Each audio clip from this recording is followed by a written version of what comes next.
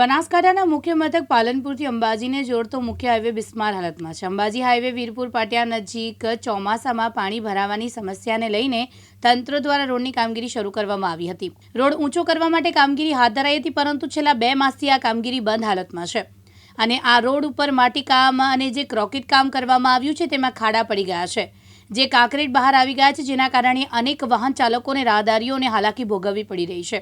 પાલનપુરથી અંબાજીને જોડતા national highway માર્ગ ઉપર પાણી ભરાઈ જવાના કારણે અનેક વાહન ચાલકોને પરેશાન થઈ રહ્યા છે। ત્યારે થોડા સમય પહેલા રોડનું રિપેરિંગ કામ હાથ ધરવામાં આવ્યું હતું અને રોડને ઊંચો કરવામાં આવ્યો।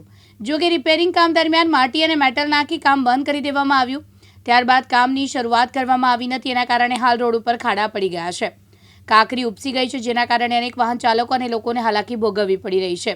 હવે ગણતરીના દિવસોમાં ભાદરવી પૂનમનો મહામેળો યોજાવા જઈ રહ્યો છે, તો લાખોની સંખ્યામાં પદયાત્રીઓમાં અંબાના દર્શનાર્થે પગપાળા ચાલતા હોય છે।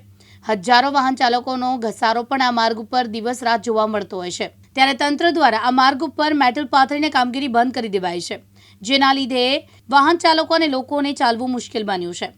પાલનપુરથી અંબાજી જતા વીરપુર પાટિયાના આ માર્ગ ઉપર હાલ કાંકરીઓ ઉડીને બાઇક ચાલકો અથવા રાહદારીઓને વાગતા ઈજાઓ પહોંચી હોય છે।